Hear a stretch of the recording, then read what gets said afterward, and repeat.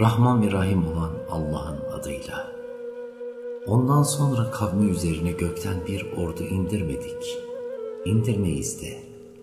Cezaları korkunç bir sesten ibaretti, sönüverdiler. O kullara yazıklar olsun. Kendilerine bir peygamber gelmeye görsün. Onu mutlaka alaya alırlardı. Onlardan önce nice nesilleri helak ettiğimizi ve onların artık kendilerine dönüp gelmediğini görmezler mi? Elbette onların hepsi toplanıp huzuruma getirilecek. Onlar için ölü toprak açık bir kanıttır. Ona can verdik ve ondan taneler çıkardık. İşte bundan yaptıkları yiyecekleri yiyorlar. Orada nice hurma bahçeleri ve üzüm bağları meydana getirdik. İçinde gözelerden su fışkırttık. Onun ürünlerinden ve kendi elleriyle ürettiklerinden yesinler diye. Hala şükretmeyecekler mi? Toprağın bitirdiklerini, kendilerini ve daha bilmedikleri nice şeyleri çifter çifter yaratan Allah her türlü esenlikten uzaktır. Gece de onlar için açık bir kanattır. Gündüzü ondan çekip alırız da karanlıkta kalıverirler. Güneş kendisine ait yerleşik bir düzene göre yörüngesinde akıp gider. Bu çok güçlü ve her şeyi bilen Allah'ın takdiridir. Ay içinde menziller belirledik. Sonunda o, hurma salkımının ağaçta kalan yıllanmış sapı gibi olur. Ne güneşin aya yetişip çatması uygundur, ne de gece gündüzü geçebilir. Her biri bir yörüngede yüzüp gider. Onları ve nesillerini yüklü gemide taşımamız ve binecekleri benzer araçlar yaratmamız da kendileri için açık bir kanıttır. Dilesek onları suda boğarız. Kimse de onların yardımına koşamaz ve artık kurtarılamazlar. Ama tarafımızdan bir rahmet ve belli zamana kadar faydalanma fırsatı vermemiz başkadır. Onlara önünüzdekinden ve arkanızdakinden sakının ki rahmet göresiniz dendiğinde aldırış etmezler. Onlara Rablerinin ayetlerinden bir ayet gelmeye dursun. İlla da ondan yüz çevirirler. Onlara Allah'ın size verdiği rızıktan başkaları için de harcayın dendiğinde inkarcılar müminlere derler ki, dilese Allah'ın doyuracağı kimseleri biz mi besleyeceğiz? Doğrusu siz açık bir yanılgı içindesiniz. Ve şöyle derler, şayet gerçekten doğru söylüyorsanız bu tehdit hani ne zaman gerçekleşecek?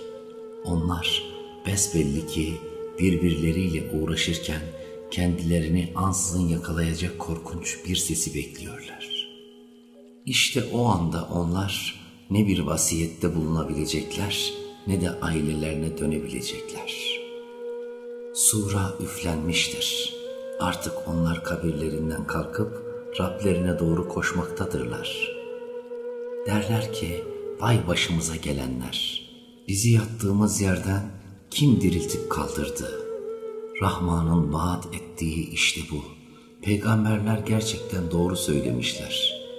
Olup biten yalnızca bir ses ama ardından onların tamamı birden toplanmış olarak işte huzurumuzdalar. Bugün hiç kimse en küçük bir haksızlığa uğratılmaz. Sadece yapıp ettiklerinizin karşılığını görürsünüz. O gün cennetlikler safa sürmekle meşguldürler. Kendileri ve eşleri gölgelik yerlerde tahtlarına kurulacaklar. Orada onlar için her tür meyve vardır ve bütün istekleri yerine getirilir.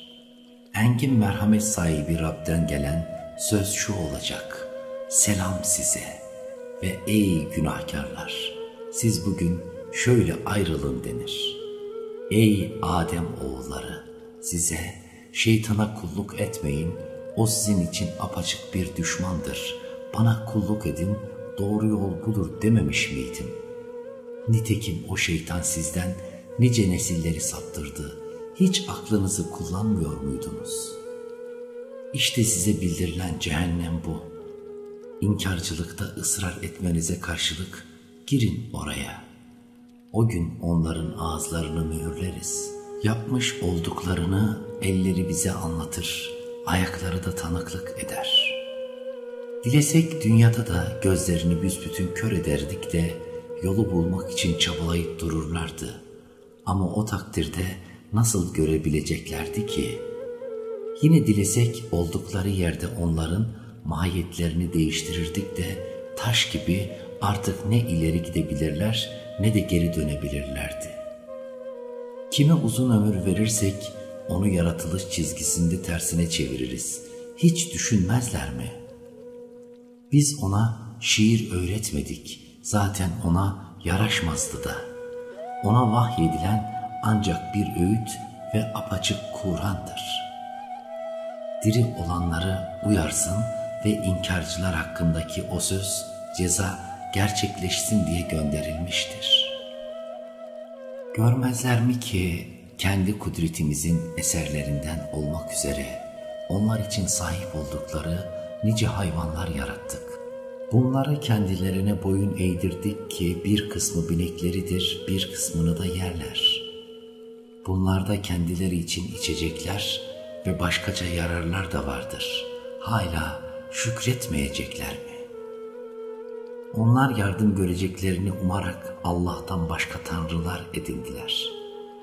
Halbuki o sözde tanrılar kendilerine yardım edemezler.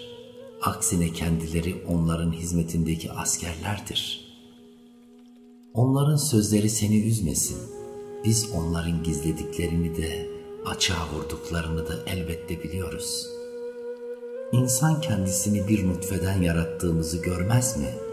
Oysa bak, şimdi o açıktan açığa bize karşı duran biri olmuştur.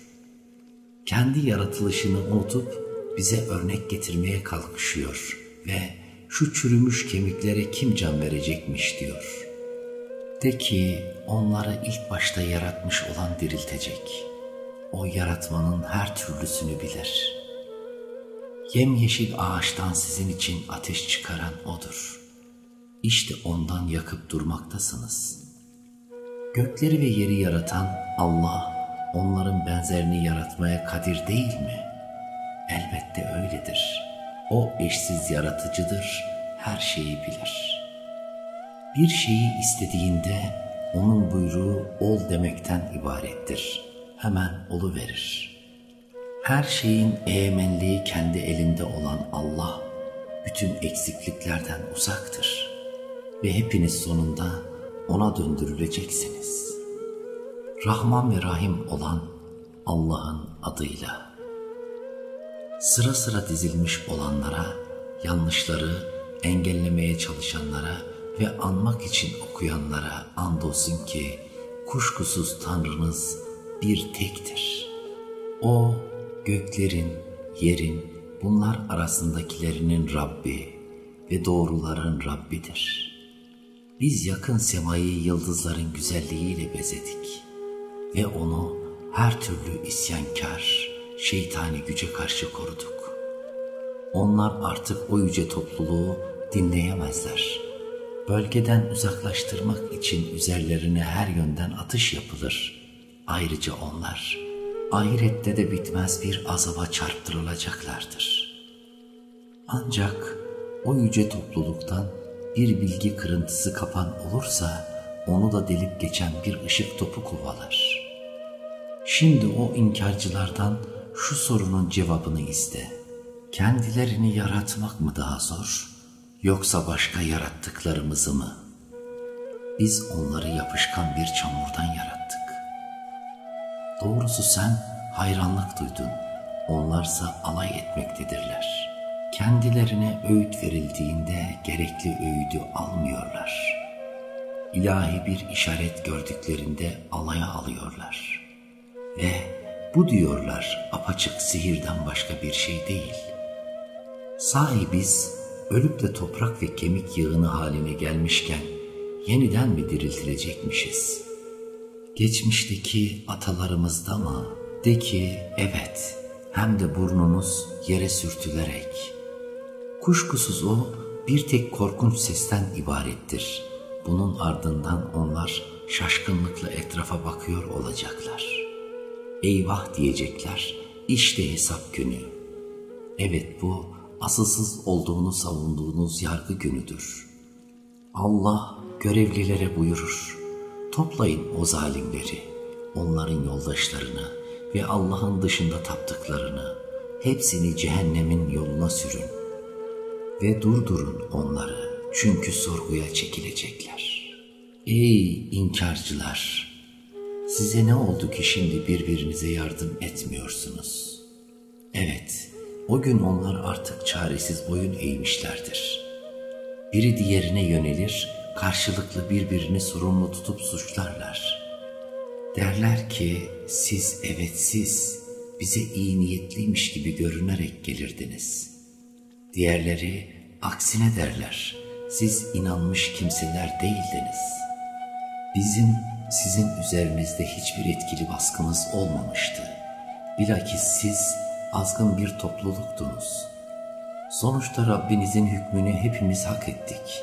Artık gerekli cezayı mutlaka tadacağız. Evet, sizi saptırdık. Çünkü biz kendimiz sapmıştık. O gün onlar azap görmede ortaktırlar. İşte biz suçlulara böyle yaparız. Ne zaman onlara Allah'tan başka Tanrı yoktur denilse, küstahlık edip kibre kapılırlar. Cinlere kapılmış bir şairin sözüyle, tanrılarımızı mı bırakacağız derler.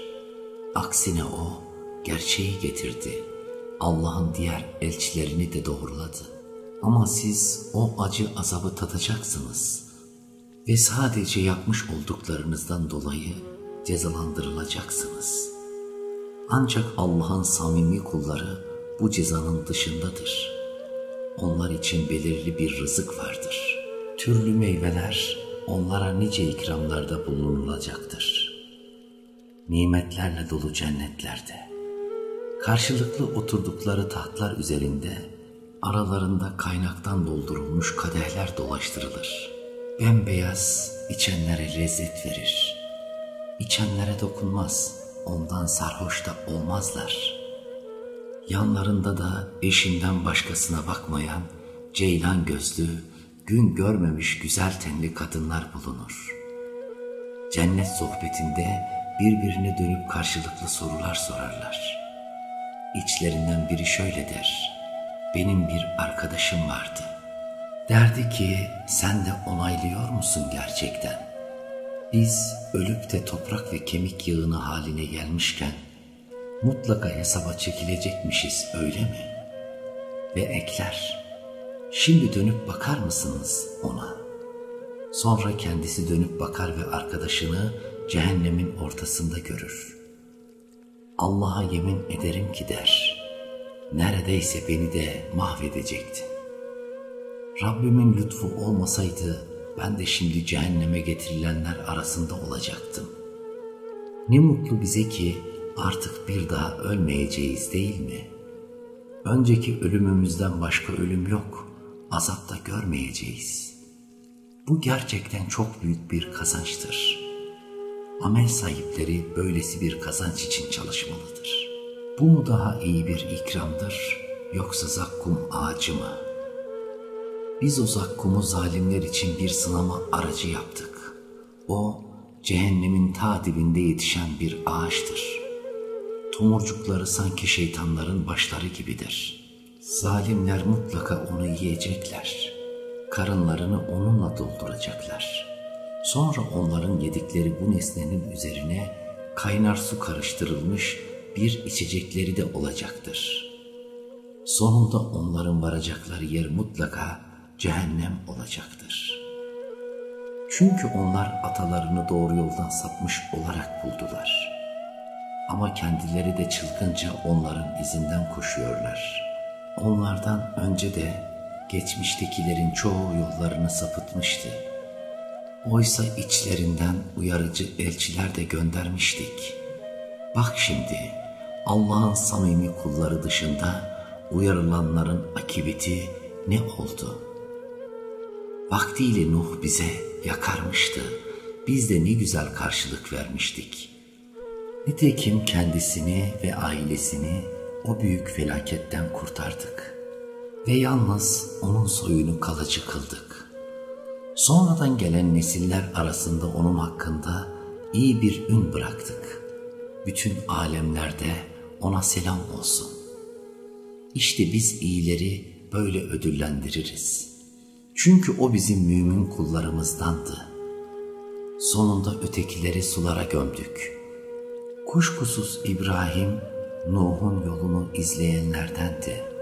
O, tertemiz bir kalple Rabbine yönelmişti. Babasına ve halkına siz neye tapıyorsunuz demişti. Allah'tan başka bir takım düzmece tanrılar mı edinmek istiyorsunuz? Peki, alemlerin Rabbi ile ilgili düşünceniz nedir? Sonra yıldızlara şöyle bir baktı. Ben rahatsızım dedi. Bunun üzerine diğerleri onu arkalarında bırakıp gittiler. İbrahim gizlice tanrılarının yanına vardı.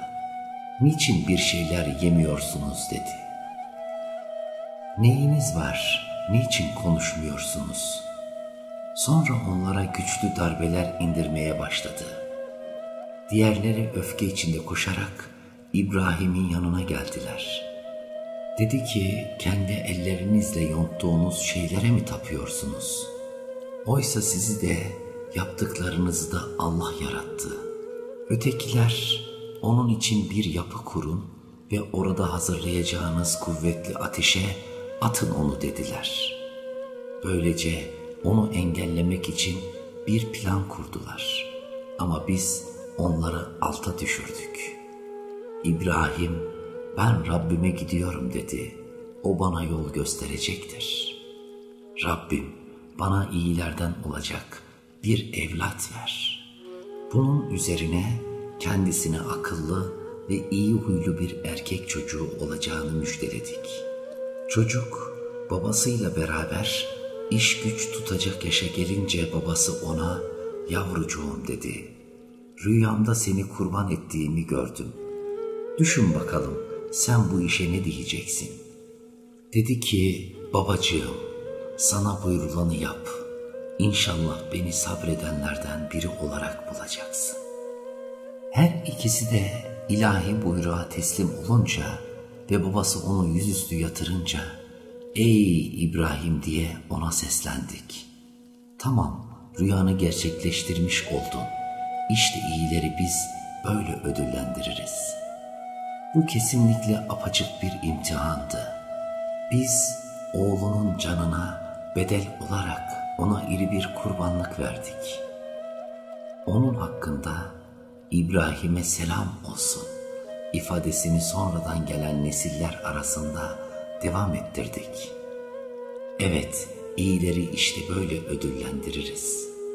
Çünkü o bizim mümin kullarımızdandı. İyi insanlardan seçilmiş bir peygamber olarak ona İshak'ı da müjdeledik. Ona ve İshak'a bereketler indirdik. Onların soyu içinde iyisi bulunduğu gibi açıkça kendine kötülük edeni de olacaktı. Musa ve Harun'a da lütuflarda bulunmuştuk. Onları ve kavimlerini büyük bir sıkıntıdan kurtardık. Onlara yardım ettik ve bu sayede galip çıkanlar onlar oldu. O ikisine açık seçik anlaşılabilen kitabı verdik. Onları doğru yola ilettik ve onların hakkında Musa ve Harun'a selam olsun ifadesini sonradan gelen nesiller arasında devam ettirdik. İşte iyileri biz böyle ödüllendiririz. Çünkü ikisi de bizim mümin kullarımızdandı.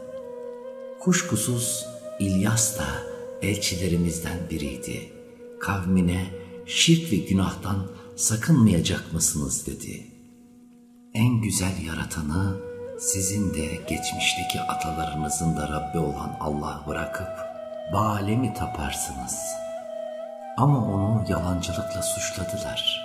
Bu yüzden Allah'ın samimi kulları dışında onlar mutlaka cehenneme konulacaklar arasında olacaklar.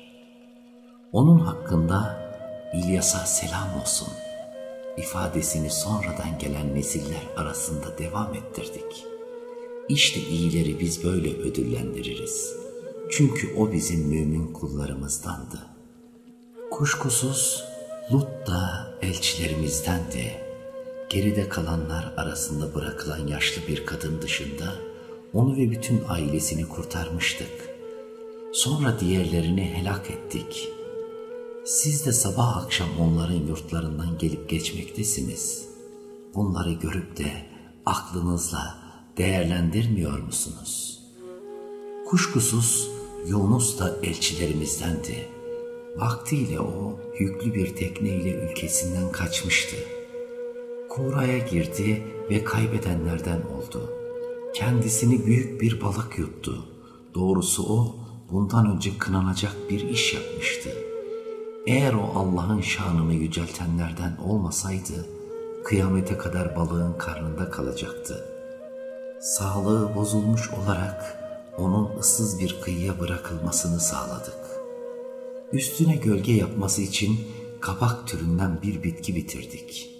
Bir defa daha onu 100.000 ya da daha fazla kişiye elçi olarak gönderdik. Bu defa onlar iman ettiler. Biz de kendilerini belirli bir vakte kadar nimetlerimizle yaşattık. Şimdi onlardan şunu cevaplamalarını iste. Kızlar Rabbinin de erkek çocuklar onların mı? Yoksa biz gözlerinin önünde melekleri dişi olarak mı yarattık? İyi bilin ki onlar sırf kendi uydurmaları olarak Allah çocuk sahibi oldu diyorlar. Onlar katıksız yalancıdırlar. Allah kızları oğlanlara tercih mi etmiş? Ne oluyor size? Nasıl yargıda bulunuyorsunuz? Hiç düşünmüyor musunuz? Yoksa açık bir kanıtınız mı var? Eğer gerçekten doğru sözlü iseniz bilgenizi getirin. Onlar Allah ile görülmez varlık türleri arasında da bir soy birliği yakıştırdılar. Oysa bu varlıklar iyi biliyorlar ki kendileri de mutlaka hesap yerine götürüleceklerdir. Allah onların isnat ettikleri niteliklerden uzaktır. Allah'ın samimi kulları başkadır. Onlar gibi davranmazlar. Siz ve taptıklarınız hiçbiriniz onu samimi kulu Allah'a inancı hususunda saptıramazsınız.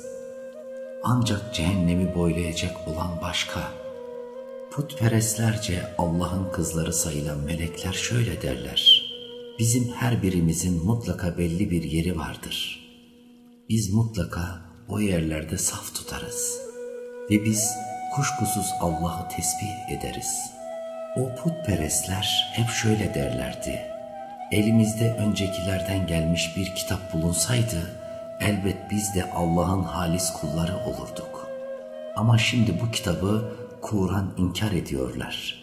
Yakında her şeyi öğrenecekler.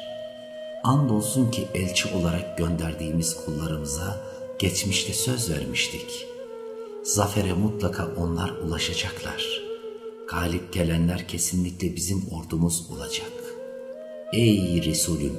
Şimdi sen bir süre için o inkarcıları kendi hallerine bırak. Hallerini gör onların. İleride kendileri de görecekler. Azabımızın çabuklaştırılmasını mı istiyorlar?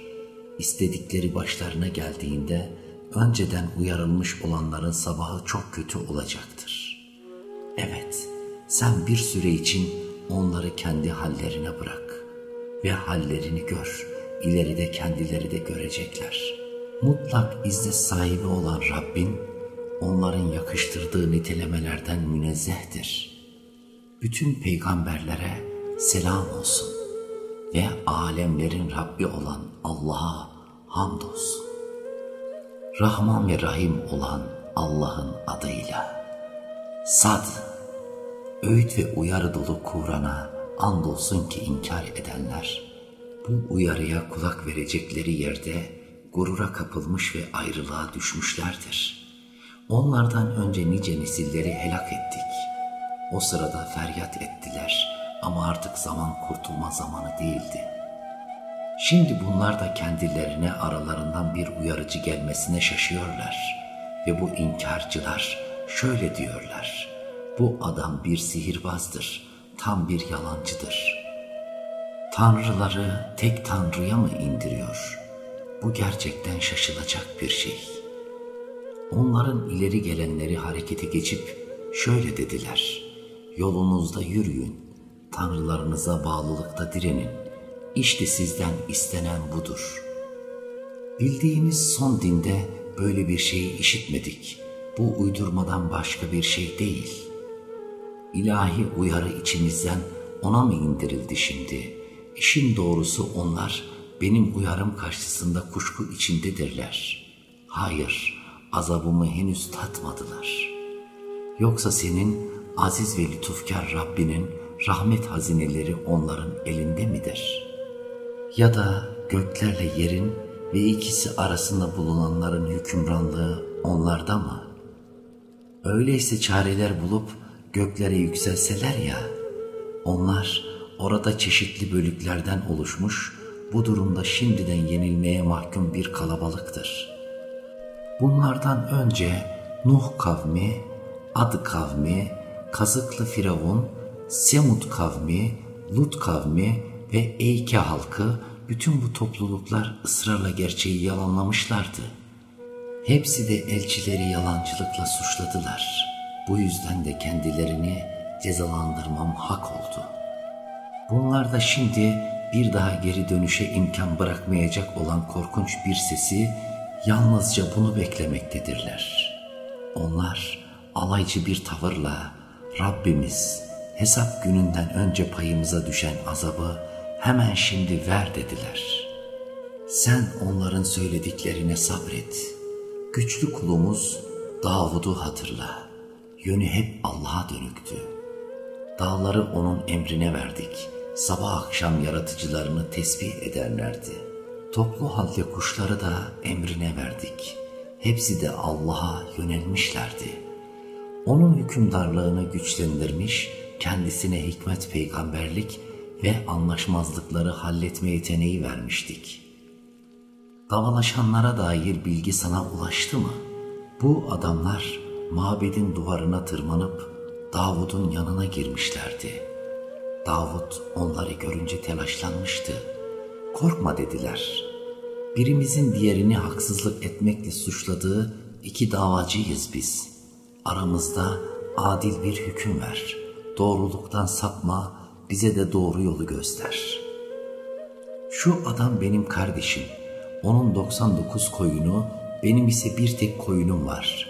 Buna rağmen onu da bana ver dedi ve bu tartışmada bana baskın çıktı.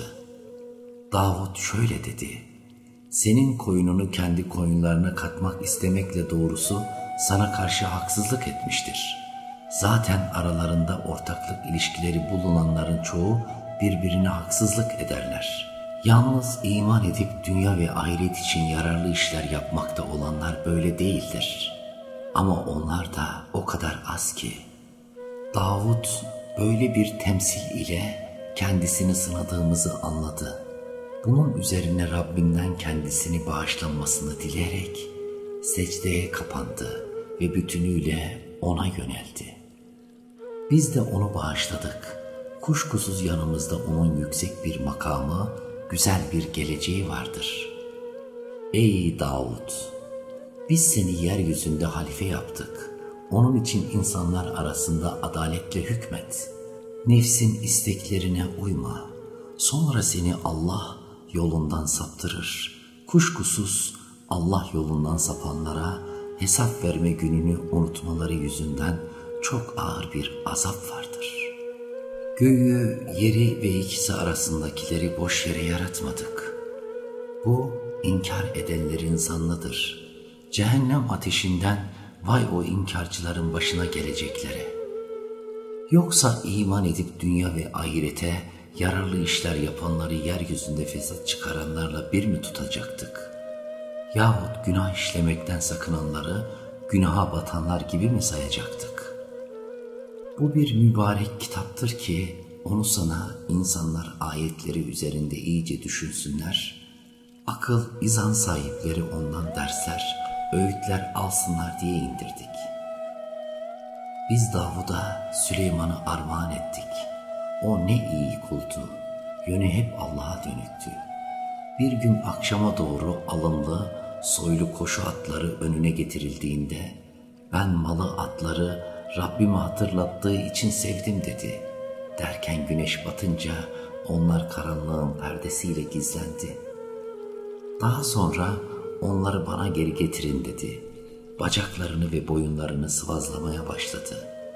Andolsun biz Süleyman'ı bir sınavdan geçirmiş, tahtının üstüne bir ceset koymuştuk. Sonra o bize yöneldi. Rabbim dedi, beni bağışla. Benden sonra hiç kimsenin ulaşamayacağı bir hükümranlık ver bana. Lütfu sınırsız olan yalnız sensin.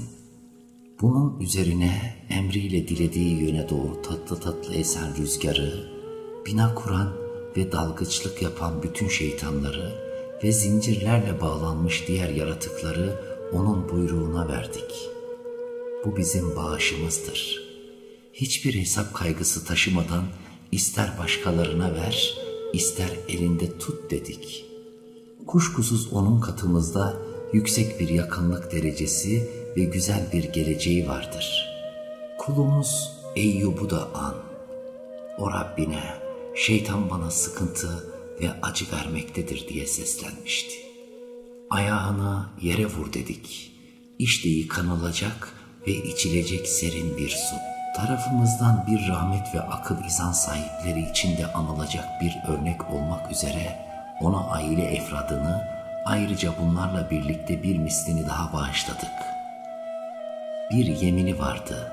Eline bir demet bitki sapı alıp onunla vur ve böylece yeminini yerine getirmiş ol dedik. Gerçekten biz onu sıkıntılara dayanıklı bulduk. O ne güzel bir kuldu. Yönü hep Allah'a dönüktü. Güçlü ve basiretli kullarımız İbrahim, İshak ve Yakub'u da an. Ahiret yurdunu hatırda tutmadaki samimiyetleri sayesinde onları günahlardan arındırdık. Doğrusu onlar bizim katımızda gerçekten seçkin kılınmış hayırlı kimseler arasındadırlar. İsmail'i, Elyasa'ı ve Zülküfl'i de an. Hepsi de iyi kimselerdir. Bu bir hatırlatmadır. Kuşkusuz Allah'a itaatsizlikten sakınanlara çok güzel bir gelecek, kapıları kendilerine ardına kadar açılacak adın cennetleri vardır. Orada yerlerine kurularak çeşit çeşit meyve ve içecek isteyebilecekler. Yanlarında eşlerinden başkasına bakmayan yaşıt dilberler olacak. İşte bunlar hesap günü için size vaat edilenlerdir. Kuşkusuz bu bitmek tükenmek bilmeyen nimetimizdir. Bu böyledir. Öte yandan azgınlara da çok kötü bir gelecek, cehennem vardır. Orayı boylayacaklar. Ne kötü bir yer orası. Bu böyledir. Çünkü bir kaynar, bir de dondurucu su, tatsınlar onu. Bunun benzeri daha başka nice azap türleri, inkarcıları önderlere, işte şunlar da sizinle beraber cehenneme girecek olanlardır denince, rahat yüzü görmesin onlar ateşe gireceklerdir derler. Diğerleri, hayır, asıl rahat yüzü görmemesi gereken sizlersiniz. Bizi bu duruma siz sürüklediniz. Ne kötü bir yer burası derler. Ey Rabbimiz diyecekler. Bizi bu duruma sürükleyenlerin ateşte çekecekleri azabı bir kat daha artır. Ve soracaklar, nasıl oluyor da vaktiyle kendilerini kötülerden saydığımız adamları şimdi burada göremiyoruz? Onları haksız olarak mı alaya almışız, yoksa buradalarda gözden mi kaçırdık? İşte bu, yani cehennem ehlinin birbiriyle çekişmesi olayı bir hakikattir. De ki, ben sadece bir uyarıcıyım. Karşı konulmaz güç sahibi tek Allah'tan başka Tanrı yoktur. O, göklerin, yerin ve ikisi arasındaki her şeyin Rabbidir. Daima galiptir, çok bağışlayıcıdır.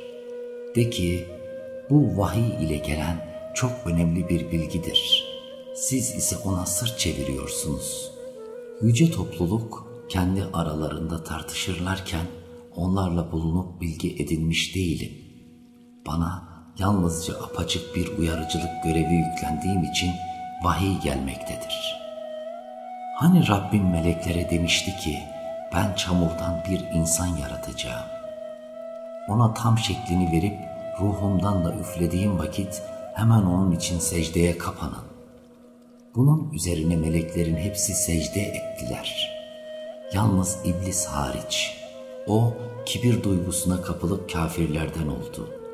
Allah, ey iblis dedi, kendi ellerimle yarattığım şu varlığın önünde secde etmekten seni alıkoyan nedir? Büyüklük mü taslıyorsun yoksa ululardan mısın? İblis, ben ondan daha üstünüm. Çünkü beni ateşten yarattın, onu çamurdan yarattın diye cevap verdi. Allah, o halde çık oradan dedi. Sen artık kovuldun. Kıyamet gününe kadar rahmetimden uzak kalacaksın. Rabbim, öyleyse insanların yeniden diriltileceği güne kadar bana mühlet ver dedi. Allah, malum vakte kadar mühlet verilmiş olanlar arasındasın buyurdu. İblis, senin kudretine andolsun ki Rabbim, içlerinden samimi kulların hariç insanların topunu kesinlikle yoldan çıkaracağım dedi. Allah buyurdu. O zaman gerçek, ki ben hep gerçeği söylerim, şudur. Kesinlikle ben cehennemi sen ve bütün sana uyanlarla dolduracağım. Resulüm de ki, sizden görevimle ilgili bir karşılık istemiyorum. Ben olduğumdan başka türlü görünenlerden de değilim. Bu Kur'an ise bütün alemlere kesinlikle bir öğüt ve uyarıdır. Ve onun bildirdiklerinin gerçekliğini bir zaman sonra öğreneceksiniz. Rahman ve Rahim olan Allah'ın adıyla. Kitabın indirilişi aziz ve hakim olan Allah'ın katındandır. Biz bu kitabı sana gerçeğin bilgisi olarak indirdik. Öyleyse içten bir inanç ve bağlılık göstererek sadece Allah'a ibadet et. Bilinmeli ki halis dindarlık yalnız Allah için olanıdır. Allah'tan başka şeyleri kendilerine koruyucu kabul edenler ki sadece bizi Allah'a yaklaştırsınlar diye onlara tapıyoruz diyorlar. Ayrılığa düştükleri konularda Allah onların arasında hükmünü verecektir. Yalancı ve inkara saplanmış kimseyi Allah kesinlikle doğru yola yöneltmez. Eğer Allah iddia ettikleri gibi bir evlat sahibi olmak isteseydi, elbette yarattıklarından dilediğini seçerdi. Ama onun böyle bir durumla ilgisi yoktur. O bir tek Allah'tır. Mutlak otorite sahibidir. O, gökleri ve yeri hikmet ve fayda esasına göre yarattı. Sürekli olarak geceyi gündüzün, gündüzü gecenin üstüne sarmaktadır. Güneşi ve ayı da yasalarına boyun eğdirmiştir. Her biri belirlenmiş bir süreye kadar akıp gitmektedir. Unutmayın ki Allah çok güçlüdür, çok bağışlayıcıdır. O sizi bir tek nefisten yaratmış, sonra ondan eşini de var etmiştir. Hayvanlardan da sizin için 8 eş lütfetti. Sizi annelerinizin karnında 3 karanlık içinde türlü yaratılış safhalarından geçirerek yaratmaktadır. İşte bu yaratıcı Rabbiniz Allah'tır. Hükümranlık O'nundur. Ondan başka Tanrı yoktur. Buna rağmen nasıl olup da hakikatten uzaklaşabiliyorsunuz? Eğer inkar ederseniz bilesiniz ki Allah'ın size ihtiyacı yoktur. Ama O kullarının nankörlüğüne razı olmaz. Şükrederseniz bu tutumunuzdan hoşnut olur. Hiç kimse başkasının günah yükünü yüklenmez. Sonunda dönüşünüz Rabbinize olacak. Ardından O neler yapıp ettiğinizi size bildirecektir. O kalplerin derinliklerini bilmektedir. İnsanın başına bir sıkıntı geldi mi Rabbine yönelip ona yalvarır. Sonra Rabbi ona katından bir nimet verince daha önce yalvardığını unutarak yolundan saptırmak için Allah'a eşler koşmaya kalkar. De ki ona, inkarcı tutumunla biraz eğlen dur bakalım. Gerçek şu ki sen ateşi boylayacaklardan birisin. Bu adam mı yoksa ahiret kaygısıyla ve Rabbinin rahmetine nail olma ümidiyle gece vakitlerinde secde ederek, ayakta durarak kendini ibadete veren kişi mi daha iyi?